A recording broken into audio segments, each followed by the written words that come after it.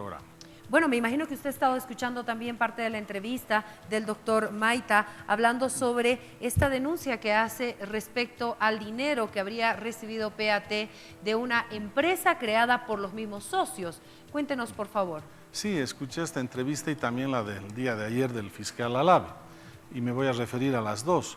Con relación al candidato Maita, es un mentiroso compulsivo, Priscila, porque lo que te está planteando es que el caso abierto contra la gerente de campaña de Comunidad Ciudadana, la señora Jimena Valdivia, que es un caso de operaciones regulares, normales y transparentes, comerciales, realizadas hace 16 años atrás en un canal de televisión. Este caso tendría que ver con acontecimientos históricos, ¿no?, del año 2002 y 2003, del gobierno en ese momento de Sánchez de Lozada, y él vincula las muertes que han ocurrido en ese momento con una acusación directa contra Carlos Mesa, cuando Carlos Mesa ha actuado como testigo en el juicio por los hechos de Octubre Negro. En el juicio en el Tribunal Supremo de Justicia ha sido convocado como testigo el propio fiscal asistente a cargo, Milton Mendoza. Le pidió al expresidente Mesa que comparezca en esta calidad, en esta condición. Fuimos a Sucre con el expresidente Mesa, prestó su testimonio como testigo, y si sería cierto lo que dice este candidato Rogelio Maita, no hubiera pues intervenido como testigo en ese juicio, ¿no te parece? Hubiera sido el acusado principal si fueran ciertas las barbaridades y las mentiras que te acaba de decir el candidato Maita. Sin embargo, él habla de un cuestionario que no ha sido respondido para el juicio Ahora en Estados te explico Unidos. eso, esa es la segunda mentira. Entonces, la primera mentira es esta, es decir, si fuera verdad todo lo que dice, Carlos Mesa ya hubiera sido condenado en el juicio de Octubre Negro, en el Tribunal Supremo en Sucre, y por el contrario ha sido el principal testigo. Sobre la base de ese testimonio se dictó la sentencia condenatoria en Sucre. Con relación a la segunda gran mentira que te acaba de decir el candidato Maita, el candidato Maita, abogado en ese momento las víctimas de Octubre, con los abogados americanos, se reúnen con los abogados de los demandados, con los abogados de Sánchez de Lozada y Sánchez Berzaín, y de común acuerdo, se ponen de común acuerdo para que dé su testimonio en ese proceso civil, que no era penal, en el juzgado de Estados Unidos de la Florida, Carlos Mesa. Lo que ya nos llamó la atención de entrada con el expresidente y ahora nuestro candidato es este acuerdo medio raro, por decirlo menos, entre Rogelio Maita y Sánchez Berzaín para que comparezca como testigo Carlos Mesa, ¿no? Porque lo lógico era que si ellos lo ofrecían como testigo de cargo a Carlos Mesa, solo debería haberlo ofrecido Rogelio Maita y sus abogados de Estados Unidos. Pero acá nos hizo conocer el mismo abogado de Rogelio Maita, el abogado americano, de que este era un acuerdo entre Sánchez Berzaín y sus abogados con Rogelio Maita y sus abogados para que Carlos Mesa vaya como testigo. Le mandaron un cuestionario escrito, Priscila. No es que se le ocurrió al expresidente Mesa mandar por mandar su libro o su testimonio escrito. El juez americano le mandó por escrito las preguntas. Y todas las preguntas, Priscila, se referían a su testimonio de Carlos Mesa, que lo prestó como testigo en este juicio que te acabo de explicar en Sucre. Todas las preguntas. Y además le pedían preguntas que estaban en el libro, las respuestas en el libro Presidencia Sitiada. Entonces, ante ese pedido del juez americano, Carlos Mesa le hizo conocer y le dijo: el testimonio es un acto único e irrepetible. Yo no puedo prestar dos testimonios sobre lo mismo en dos procesos diferentes. Eso es básico. Tú has estudiado, creo, Derecho, te vas a dar cuenta que es un tema elemental. Entonces, ¿qué hizo Carlos Mesa? Le mandó todo el testimonio completo que prestó en el juicio ante el Tribunal Supremo de Bolivia al juez americano a través de un juez boliviano, y le mandó el libro Presidencia Sitiada porque eso le estaba pidiendo el juez de Estados Unidos. Por eso te digo que es una gran mentira la que acaba de decir Rogelio Maita. ¿Qué pasó después? Recibió el juez americano lo que le pidió a Carlos Mesa, y los abogados americanos del equipo de Rogelio Maita le hicieron conocer a Carlos Mesa que no era suficiente el envío de esta documentación por escrito. sino que él tenía que comparecer ante este juez de Estados Unidos para ratificar verbalmente en una audiencia este testimonio. Ratificar verbalmente. Eso quiere decir que ha sido recepcionada el cuestionario y las respuestas. Por supuesto, y fue pedido por escrito también y se le mandó.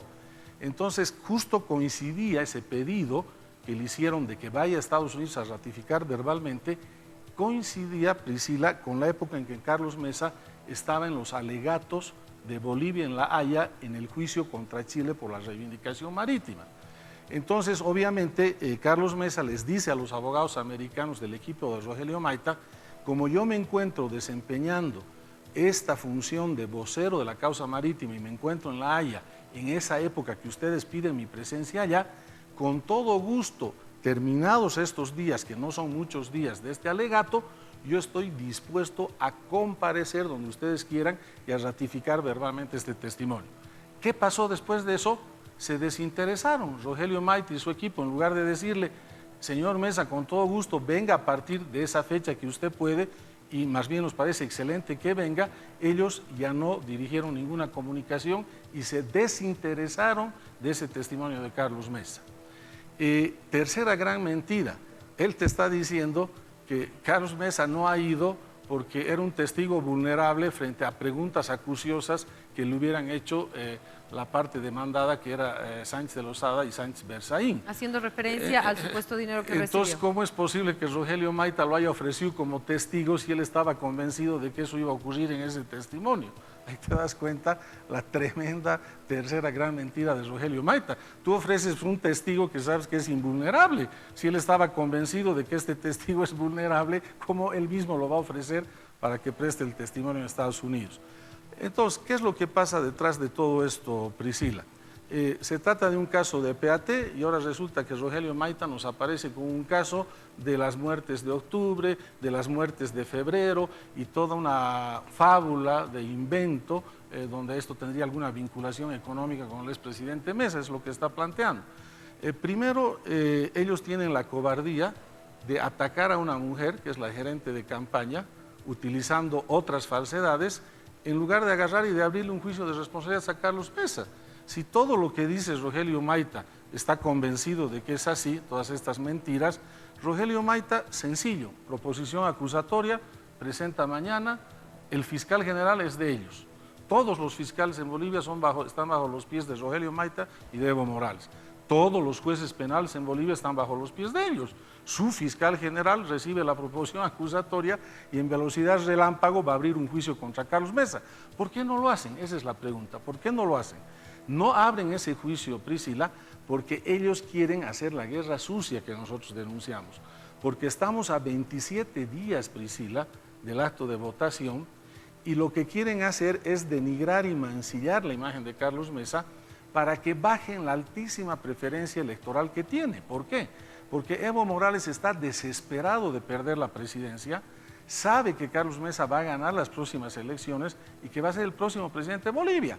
Entonces tienen que escrachar su imagen, tienen que denigrar su imagen, tienen que mancillar su imagen. Ese es el primer objetivo. ¿Y cuál es el segundo objetivo?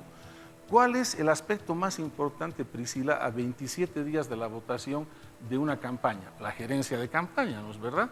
Porque la gerencia de campaña te moviliza recursos humanos, te moviliza logística, te moviliza equipamiento, te moviliza propaganda electoral, etc. Entonces, si tú le das un golpe artero a la gerenta de campaña, como están haciendo con Jimena Valdivia, con medidas cautelares que están solicitando de arrestos domiciliarios, de esa manera tú anulas la gerencia de campaña y a 27 días del acto de votación consigues una ventaja fraudulenta, tramposa, como es el estilo de Evo Morales para ganar los referendos o las elecciones. Doctor, permítame, por favor, en torno a lo que está diciendo usted y las denuncias que hacen, usted hacía referencia a que son movimientos económicos comerciales normales, pero aquí se habla de esta empresa Ítaca, que era una empresa que, según lo que dijo el doctor Rogelio Maita, prestó dinero a PAT, siendo los mismos socios. Esa figura, ¿es así, es real, así funcionó? Mira, Priscila, el primer elemento es de que ellos están manejando pruebas delictivamente obtenidas y procesadas.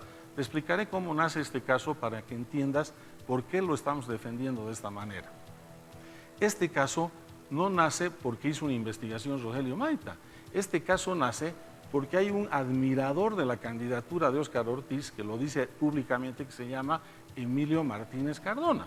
En todos los canales de televisión ha dicho que él admira la candidatura de Óscar Ortiz y que él estaría feliz y contento si Óscar Ortiz fuera el presidente de Bolivia. Entonces ahí ya tienes el primer operador de este complot contra Carlos Mesa, ¿no? ¿Cuál es el segundo operador? Es el yerno de Sánchez de Lozada, que se ha paseado por los canales de televisión y hasta ahora no ha presentado una sola denuncia contra Carlos Mesa, pero sí se ha paseado por todos los canales de televisión, el gonismo. ¿Y cuál es el tercer operador de esta confabulación contra Carlos Mesa? Es el gobierno a través de ¿quién? De la señora Teresa Morales, que es la denunciada por nosotros, por la señora Jimena Valdivia, que es la directora de la UIF, el fiscal departamental y el fiscal a cargo del caso, que es el fiscal Samuel Lima, ¿no? Este es el conjunto de los operadores de esta confabulación contra Carlos Mesa. ¿Cómo nace esta confabulación? Este señor Martínez, que actúa en unos casos como escritor, en otros dice que es periodista, no sabemos claramente cuál es su condición, pero presenta un supuesto libro que más que libro es un panfleto difamatorio contra Carlos Mesa y lo cuelga en el internet. Se mete en los aspectos privados de la señora Valdivia, que tienen que ver estas actividades de hace 16 años atrás, comerciales regulares de una empresa de televisión. Invade su privacidad, viola sus derechos constitucionales y sus garantías. Y resulta que la directora de la UIF seguramente estaría navegando por el internet y descubre de casualidad estos elementos colgados por el señor Martínez. Y ella, en lugar de rechazar estas pruebas delictivas, pruebas entre comillas, agarra y dice, voy el 2 de agosto, inicio un juicio, una investigación penal contra Jimena Valdivia y otros ex empleados de PAT, sobre la base de estos elementos colgados por un particular que está avasallando y violando derechos de otro particular. ¿Usted no considera que es una investigación periodística? No considero, y no considero que sea una investigación seria la que esté haciendo esta señora de la UIF, porque la ley le obligaba a Priscila, primero, a hacer ella la investigación, no a basarse en unos elementos delictivamente obtenidos y manipulados. Y si ella hubiera hecho una investigación como manda la ley, ella debería haber concluido esa investigación y recién podía adelantar criterios. El mismo día que ve estos elementos colgados en el internet, el 2 de agosto, Priscila, adelanta conclusiones, la señora Teresa Morales. Adelanta montos, adelanta operaciones, adelanta implicados, el mismo día que está iniciando la investigación. ¿Qué hace mi defendida? Les presento una denuncia penal a los dos. A Emilio Martínez, porque está violando papeles privados, está violando información privada de una persona particular que no tiene nada que ver con el Estado, la señora Jimena Valdivia en esa época. Y a la señora Morales porque está incumpliendo sus deberes. Presentamos la denuncia, Priscila, al fiscal Samuel Lima. ¿Y sabes qué hace el fiscal Samuel Lima? Para que te des cuenta del tamaño del complot que estamos viviendo. La llama a ratificar la denuncia. Tú has estudiado Derecho. Cuando un fiscal te llama a ratificar, lo único que te dice es ratifica o no la denuncia. Tú dices ratifico o no ratifico. A la señora Jimena Valdivia, en lugar de decirle eso, le dice aquí tengo un cuestionario anexo a su denuncia que yo le quiero hacer. Y le decimos, pues señor Lima, espere un momento, yo soy la denunciante, no soy la denunciada. Usted acá me está queriendo hacer responder preguntas sobre pruebas delictivamente colgadas en el internet por el señor Martínez, cuando yo lo estoy denunciando a él. Y el señor nos estaba tendiendo, este fiscal Lima, una emboscada a mi clienta, una trampa para hacerle pisar el palito y sobre la base de esas declaraciones autoincriminarla. Bueno, como no caímos en la trampa, dice, he mandado a ventanilla porque de oficio yo he iniciado la investigación, o sea, de la denunciante, de oficio yo le he convertido en denunciada, dice el fiscal Lima. Doctor, pero te doy este detalle favor, que es bien importante para que tú tengas claro esto. Y dice, el segundo sorteo de este caso que yo lo advierto de oficio me ha tocado a mí también, dice el fiscal Lima. Es decir, entre tantos fiscales que hay en La Paz, es la probabilidad 1 de 1.000.000 que le toque al mismo fiscal la denuncia nuestra y su actuación de oficio contra nosotros. Yo digo, con esa suerte, si este señor va a la ruleta de Las Vegas, juega número único, se saca todo el premio mayor de Las Vegas. O sea, probabilidad de 1 en 1.000.000, el segundo sorteo le toca también al fiscal Lima, por favor, o sea, esto está claramente armado. Doctor, permítame, por favor, le pido, ¿ustedes tienen los respaldos de todas estas denuncias, de cuál era la función de esta empresa Ítaca? ¿Tienen los respaldos de estos montos de la documentación de depósitos que se han hecho y el respaldo? Tenemos y algo más importante que eso, Priscila. He revisado el cuaderno de investigación. Todos los testigos de los cuales este fiscal Lima creía que iba a encontrar elementos de incriminación contra Jimena Valdivia, ¿sabes qué han declarado cuando le han hecho la pregunta del millón? Diga usted, señor testigo, si estos montos depositados tienen origen ilícito, y todos ellos han dicho, no conocemos de ningún origen ilícito. Entonces, como no ha podido obtener esa prueba, quiere forzar esa prueba de una declaración de la que él la acusa de oficio cuando ella era la denunciante. Ese es el problema. Y ahí entra en juego el fiscal Alave. ¿Qué te ha dicho ayer el fiscal Alave? Te ha dicho que en Bolivia desapareció la presunción de inocencia en este tipo de casos, que se invierte la carga de la prueba y se presume la culpabilidad, y la que tiene que decir, no, yo no he hecho este delito, es mi clienta. Primera precisión para los dos fiscales. Hasta ahora no hay una hipótesis acusatoria seria, Priscila. Yo no te puedo acusar a ti, por dar un ejemplo, de decir, usted ha cometido asesinatos en general. Te tendré que decir, Priscila, en tal día ha habido un cadáver, ha habido una persona que ha muerto, hay estos testigos que han dicho que usted estaba pasando por ahí, y esa será la hipótesis que guíe mi investigación. Como no tienen el origen ilícito porque no existe de estos dineros, no tienen hipótesis acusatoria. Lo único que están investigando son depósitos de actividades privadas regulares de un canal de televisión y quieren forzar un origen ilícito que no existe.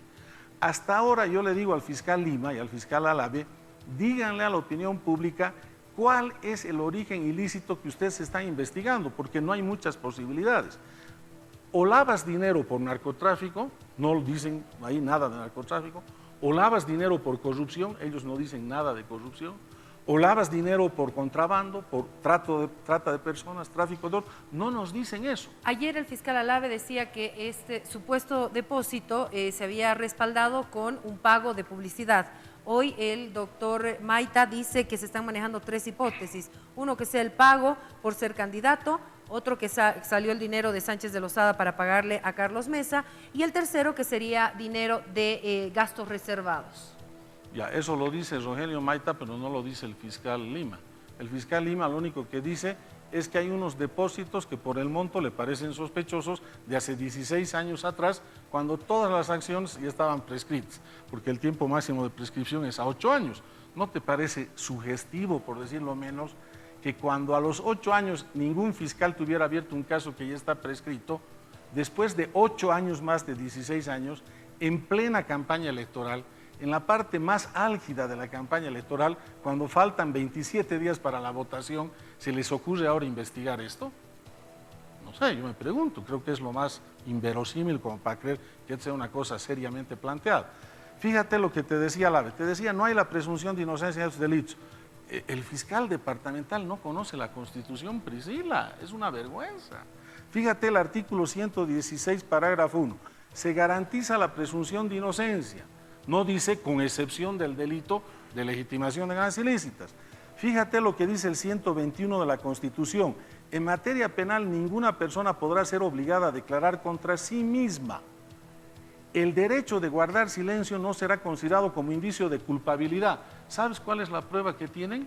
El hecho de que no haya declarado la señora Valdivia. ¿Cómo va a declarar si le están tendiendo trampas? Le están tendiendo emboscadas en esos procesos y quieren que ella declare. Jurídicamente, ¿qué van a hacer ahora? Hemos reclamado ante la juez de garantías por todas estas arbitrariedades y barbaridades, Priscila, hemos demandado la nulidad de todas las actuaciones de estos fiscales, porque estos fiscales son los operadores políticos de Evo Morales, de Rogelio Maita y de todo el gobierno. Entonces le hemos pedido a la juez de garantía que anule. Y al mismo fiscal Alave, fíjate, le hemos pedido que lo aparte este fiscal porque tiene 2 roles incompatibles.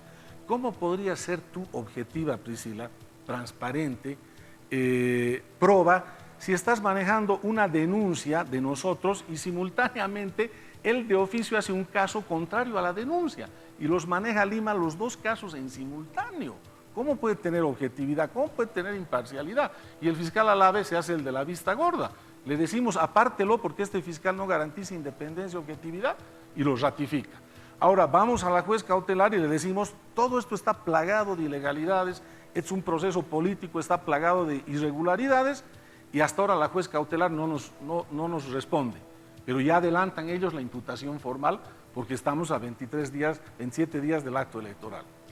Bueno, vamos a ver qué sucede. Estamos, como bien dice el candidato, a 27 días y cada vez el ambiente electoral se va calentando más con denuncias, con declaraciones y demás. Yo le agradezco mucho por haber estado con nosotros en el programa. Era importante escuchar a la parte y contraparte. Muchas gracias. Gracias a ti, Priscila. Nos vamos a la pausa y cuando retornemos tenemos más invitados.